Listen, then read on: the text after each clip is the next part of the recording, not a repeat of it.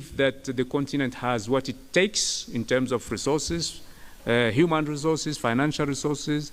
It has, natural resources, and we do have also the policies that we need to implement Agenda 2063 through these plans and also roadmaps. Now, it's very important also, one last point, that the conference recognize, colonization as a crime against humanity. That's very important. And we also the conference expressed its solidarity with Palestine and the Palestinian people, and invited the Prime Minister of the Palestinian Authority to come and deliver his speech here. This is a tradition in this building. This is not the first time, but given the circumstances now and what is going on in Gaza and the West Bank, I think it had a more, let's say, symbolic importance than anything else. But the African Union member countries support the rights of the people of Palestine to become independent and have their own statehood. Thank you very much. We are ready to take on a number of questions. Thank you very much, Excellency. Let's go straight into our question and answer section. Can I have a show of hands? If I've asked you to speak, very quickly introduce yourself, ask your one question per person so that we can get through the 5 questions that we have scheduled. The first hand that I saw went up from here, then there was that one. I will take the lady at the back. Let's go with those 3 for the first round. Please. Please, can you go to a microphone? Tom Kennedy from France 24, question for the President of Burundi. What is your strategy to resolve the crisis in the east of the DRC? Thank you.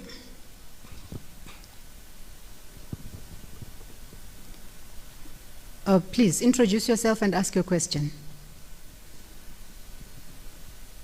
Mike, give him the mic.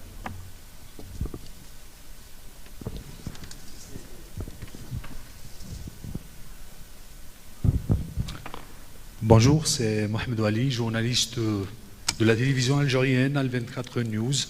Le sommet vient d'adopter la déclaration d'Alger sur les crimes coloniaux. Comment évaluez-vous cette initiative? Et dans le sillage des efforts de l'Algérie après les ATF, comment jugez-vous les initiatives algériennes en faveur de la complémentarité continentale? Merci. Complémentarité continentale. Please, madam, give us your name and ask your question. Good afternoon. My name is Bongani Siziba, News Central TV, Nigeria. My question is, has the conference maybe discussed on the inclusion of Sahel countries?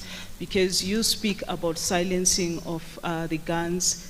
Is there maybe a discussion on including them in the AU? Thank you very much, Excellency, Chairperson of the Union. I will hand over to you. Merci beaucoup. Vous avez posé une question qui nous intéresse beaucoup, une question de la stabilisation de l'Est de la RDC.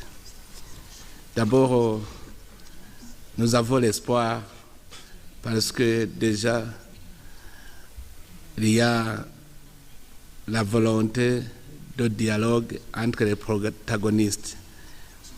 Ce conflit se dessine en 2 images. Il y a cette tension entre le Rwanda et la RDC, mais il y a en interne aussi des groupes armés congolaises. Nous avons ce qui est l'apaisement à partir des relations entre le Rwanda et la RDC. Nous avons déjà un accord de Washington qui instaure le cessez-le-feu.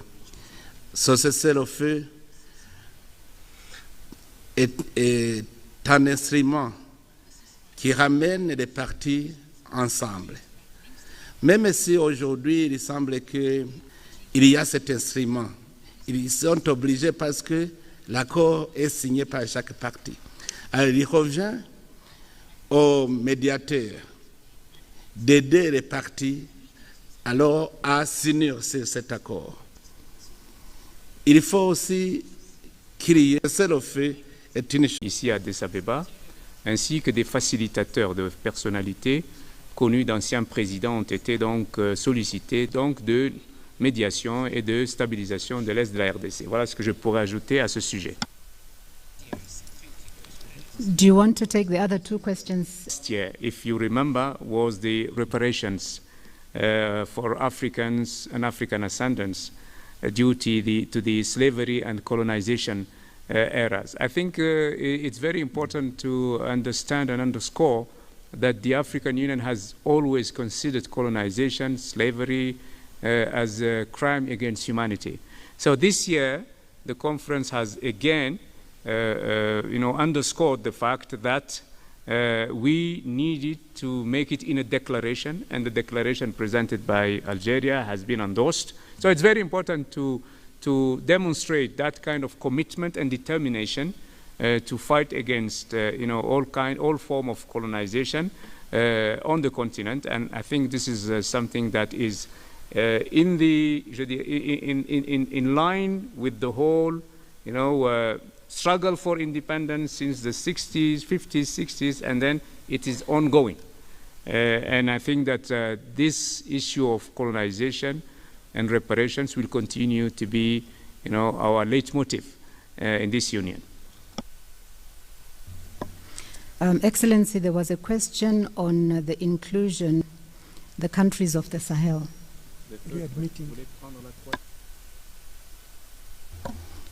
Merci. La situation dans la région du Sahel, qu'on peut prendre à la légère, c'est aussi une question complexe. Parce que les zones font des crimes transfrontaliers.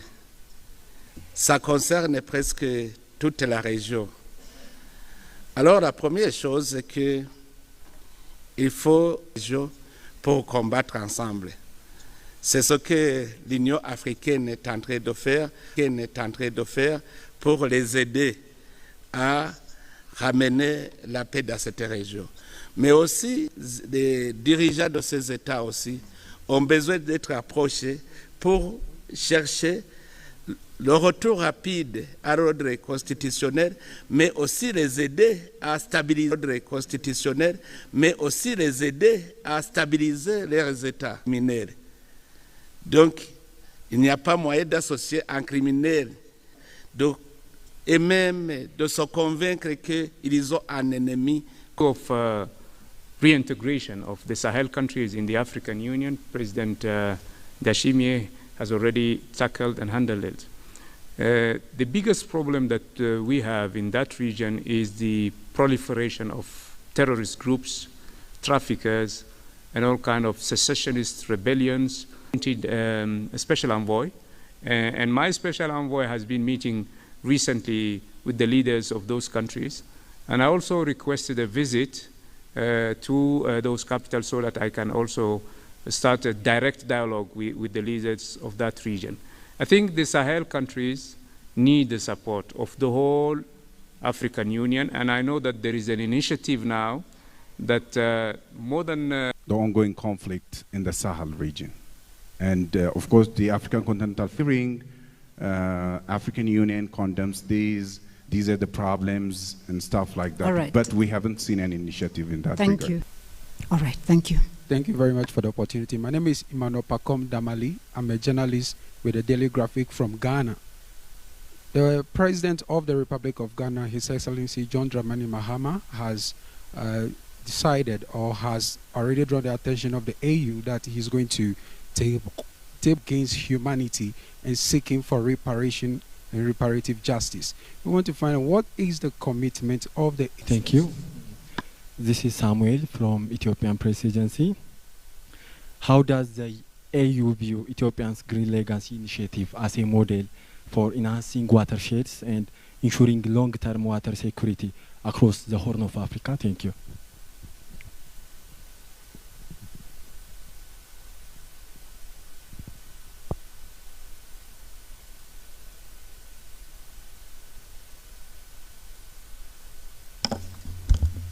Excellency. You know, lack of efficiency of the creates a sense of failure, and this could have an impactful effect on the development, which is EFCFTA. Let me say that it's not the lack of initiatives that create that sense. Even an hour ago, I was in a C5 meeting, you know, presided over by His Excellency President Ramaphosa on the Republic of South Sudan, and so many leaders, presidents were present. And I think that there are so many mechanisms that we try to use and utilize in order to bring peace and stability in some of our regions where we have conflicts and unstable situations. You are right when you say that one of the non-tariff barrier that we always refer to and mention is the lack of security in the border areas. If you don't have, you know, 100% security in border areas, it's very difficult for goods to cross the border from a country to another. This is a real challenge. And then, of course, the unconstitutional change of governments create also more tension, not only inside the country, but also it might have a spillover effect on neighboring countries. But silencing the guns is really a flagship program in this Agenda 2063, and we are putting all our efforts, resources, and all the mechanisms necessary so that we can bring a difference on the ground. Monsieur le Président. Merci. D'abord, à l'étape où nous sommes, on ne peut pas dire qu'il y a des échecs parce que nous sommes au début de l'opérationnalisation. Donc, si on est au début, il y a toujours des entraves, il y a des défis. Mais comme le président de la Commission vient de le dire, effectivement, pour qu'il y ait des échanges commerciaux, il faut la stabilité. Même à l'intérieur des États, s'il y a l'instabilité, il est difficile de faire des échanges. Alors, entre les États, s'il n'y a pas de stabilité, ça se complique. Mais à l'étape où nous sommes toujours optimistes. Nous sommes optimistes parce que plus le temps avance, plus les États s'approchent, plus on étudie des stratégies pour la stabilité. Merci. With regard to the second question on the resolution that will be tabled by Ghana next month at the UN Security Council by His Excellency President John Mahama, I think that if Ghana decided to go to the UN Security Council, it is with the mandate of the African Union and with the support of the 55 countries. And without that support and the support of the A3 plus is the non-permanent members of the African countries in the Security Council. And I think that the whole process of demanding reparations and asking that slavery is and was considered as a crime against humanity, it is a collective effort. And Ghana is relying on the support of the African group in New York to advocate for that and to lobby for that. So rest assured that the Commission is behind Ghana to support the tabling of that resolution at the UN Security Council. Excellency, do you want to continue and take the one on the green legacy? On green legacy? Yes, sir. The African Union Commission really congratulates Ethiopia for its tremendous efforts it has been deploying in protecting the environment, launching this green legacy, and His Excellency Prime Minister Abiy has been very successful, and we have just to see the city of Addis Ababa that it speaks for itself. And also we have to remind us all that Ethiopia organized the African Climate Summit, which is now the declaration of that summit, the roadmap of that summit will be the reference documents for the African position when it will come to defend our position in climate justice, the financing of our adaptation plan, and also the voicing also the expectations of continent in energy transition, etc., etc. All these issues, you know them. And beyond that, we are preparing also, on the top of that, I mean, we are preparing ourselves to host here in Ethiopia, COP32. This will be the first time that the African continent will host this big event where almost 100,000 people will come, and it will be a great platform to voice the requirements, let's say the demands and expectations of this continent. And we also all know that we are the most affected by climate change, and we are not the countries which has, contributed to the green gas. How do you call it? Greenhouse effect. Greenhouse effect. Yes, greenhouse effect and emissions. The African continent contributed only up to 4%. 4% to the greenhouse effect and emissions, and the polluters have to pay. They have to support our member countries to develop their adaptation plans to fight against climate change. And each and every year, devastating cyclones, droughts, floodings, hit our continent. And most recently, we had very difficult, very strong cyclones in Mozambique, southern part of Madagascar. And a year ago, it was drought, that has stricken countries in the southern part of Africa, Zambia, Zimbabwe, and then floods in Somalia and elsewhere. I think it's very important to understand that this cycle of destructive natural phenomenon will keep repeating itself. And that's why adaptation plans are really a matter of survival for our economies. Just to give you also another example, one cyclone can destroy the economy of a country for good. From an emerging economy, you can just drop to the least developed country in one night. That's why I think it's very important to understand the effect of the climate change. What we are doing also, just to finish on this point, what we are doing as advocacy is to link, to show the nexus between climate change, migration, and debt sustainability. Because it is all turning around, circling around the economies of our countries.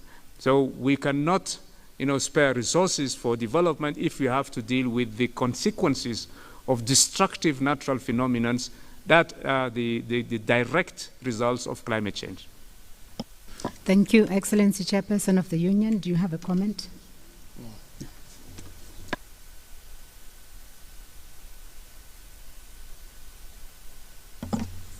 Thank you very much for the media, for your presence. You have been very patient for a number of days, and you did, a great job. So the Commission and the Chairperson of the Union, thank you for your patience and your support. Thank you very much. Thank you. I was introducing His Excellency, the President of the Republic of Ghana, President John Dramani Mahama. And you will recall that in the last briefing, there was mention of the issue of reparations. And here we have the champion of that particular thematic. And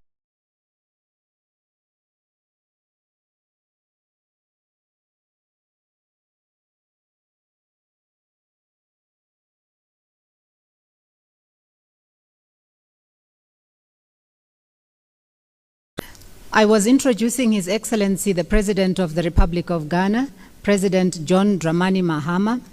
And you will recall that in the last briefing, there was mention of the issue of reparations. And here we have the champion of that particular thematic.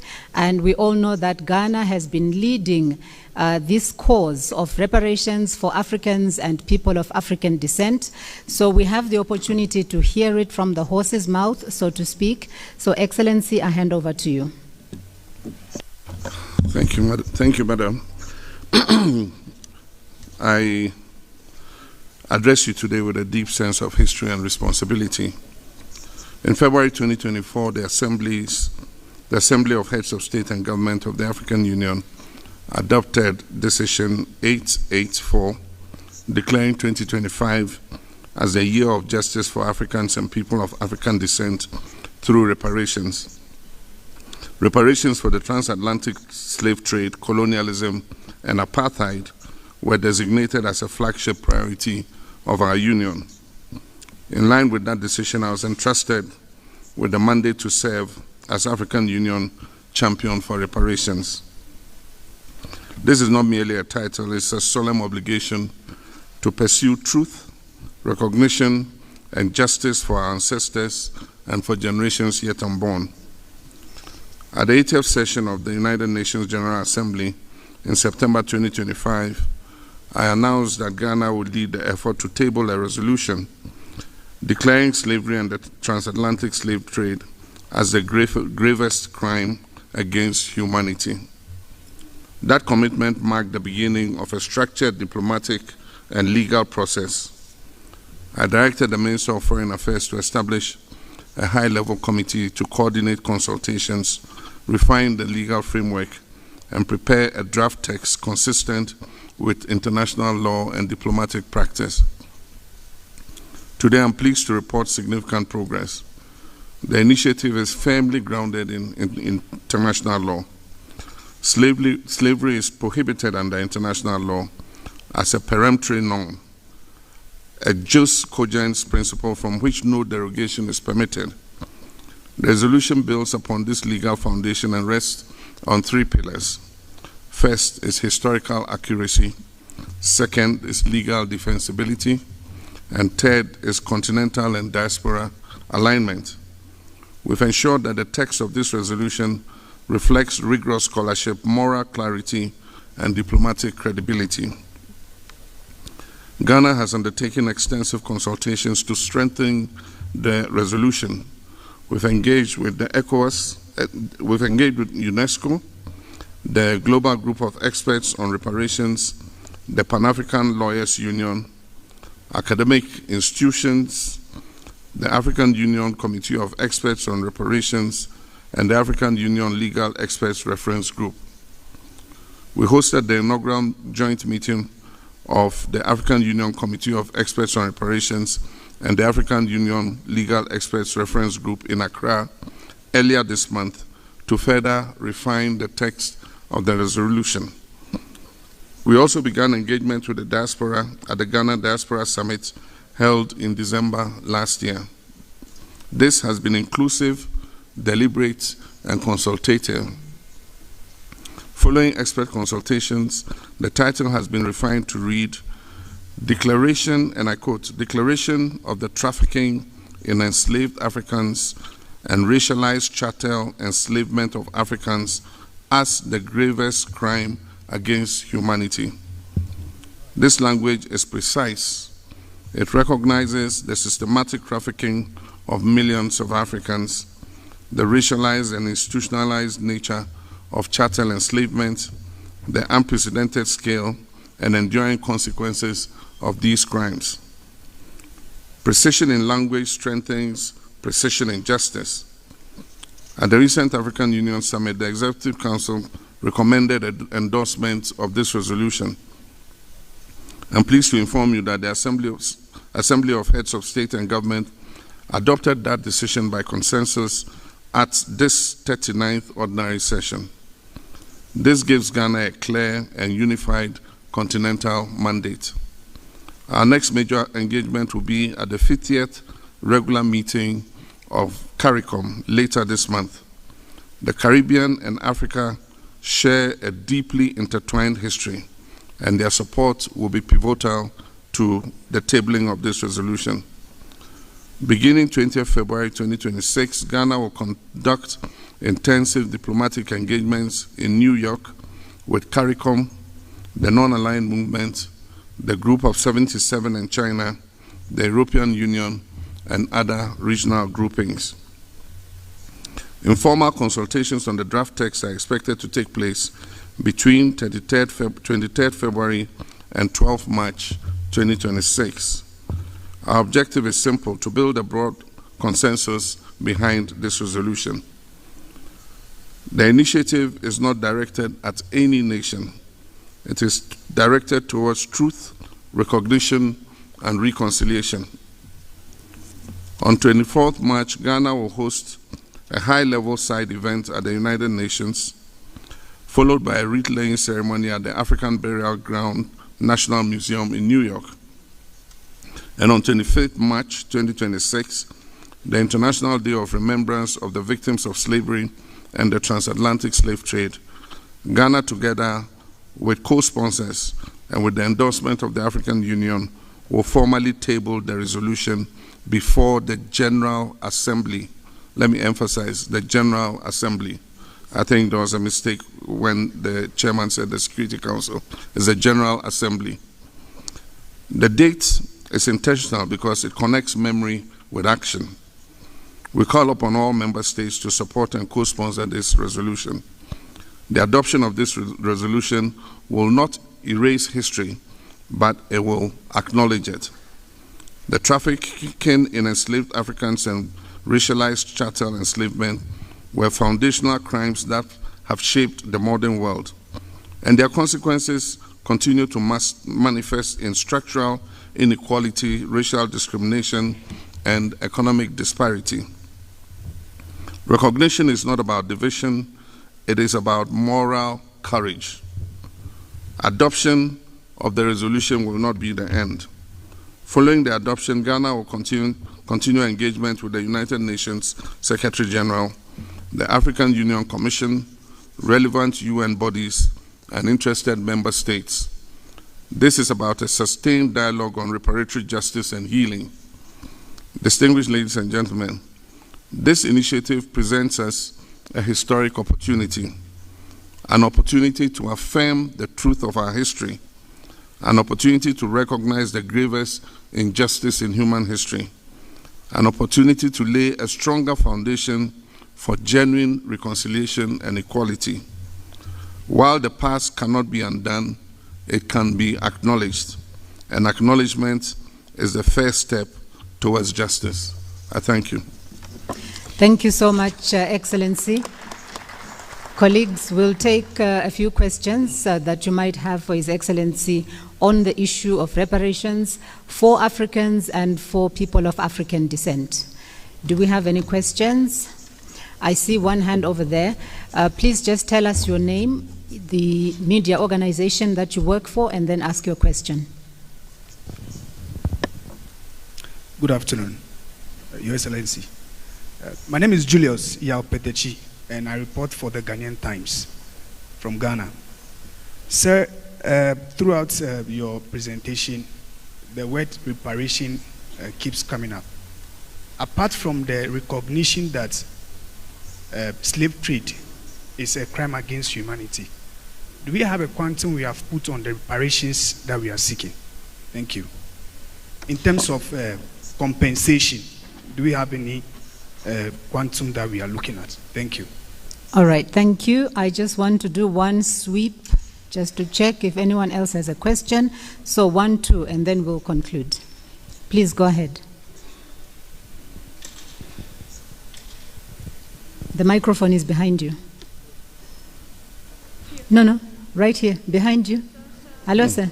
Okay, just give it to him. Thank you, Mr. President, for the briefing. And I want to really appreciate your efforts to make the reparation case a strong African case, African agenda at the UN. My question is just Africom summit has been held here in Addis, and there are a lot of discussions between the two bodies, the African and the Africom countries. How do you evaluate the progress made following the meetings held between African and Africom leaders? Thank you very much. Does it mean CARICOM? Do you mean CARICOM? Yeah, CARICOM, sorry. All right. the African and CARICOM countries. Okay. All right. Let's go to the last question. Okay, thank you so much. It is a great milestone, especially for the declaration of your proposal. My question is, what practical outcomes should Africa expect if the resolution is adopted at the UN General Assembly, as the Foreign Minister made a remark in recent days? Beyond that, at the recent Accra reset at this, Mr. President, you said that Africa has reached at the turning point that we cannot afford to ignore. Why you said that, and what might be done, especially to navigate the situations? Thank you so much. Excellency, you have the floor. Thank you very much. The first step towards healing is truth. The truth about the story of the transatlantic slave trade must be told. And this resolution at the United Nations is the first step. And we expect that with the consultations we've done and the endorsement of the AU, that finally the truth about the transatlantic slave trade being the gravest injustice and crime against humanity would be acknowledged. After that step, other issues will follow. Indeed, the issue of reparations and restitutive justice goes beyond, and that is in answer to the first question, just monetary compensation. It's about setting the historical record straight. It's about returning stolen artifacts from Africa. It's about the pillaging that took place in the period of the slave trade. Issues about quantum are still being researched, and I don't think that a lump sum of money is going to be taken and distributed to countries. We'll get to that point and we'll discuss that when the time comes. But for now, our aim is to put the resolution on the floor, let the world acknowledge that this happened and that there's been, in recent memory or in world history, no more grave injustice against humanity than the slave trade. 12 million people were transported, forcibly taken and transported across the Atlantic. The number of people who died in the mid-sea, the Middle Passage, is estimated at about 2 million people, either people who jumped off ships, they prefer to die than to go and live in slavery, or people who were too ill or were sick and were tossed overboard to be eaten by sharks and all that. And so that historical record must be set straight. And like I said, it's a whole movement, it's a whole story. And once we table this, we will move to the next stage of it. And so it's not about quantum for now, but there are people who have done research on what the value of the human displacement was. There are people who have done that research, but our resolution has nothing to do with quantum for now. We'll cross that bridge when we get there. We have engaged CARICOM effectively, and I believe that I can say with confidence that today Africa and CARICOM are speaking with one voice. Indeed, the CARICOM, 50th CARICOM Summit, as I said in my statement, is about to take place before the end of this month. And this issue of reparations and restitutive justice is going to be something on the agenda of that CARICOM meeting. But I can tell you that we've held adequate consultations with the leaders of the CARICOM nations, with the institutions in the CARICOM nations, and we're speaking with one voice on this matter.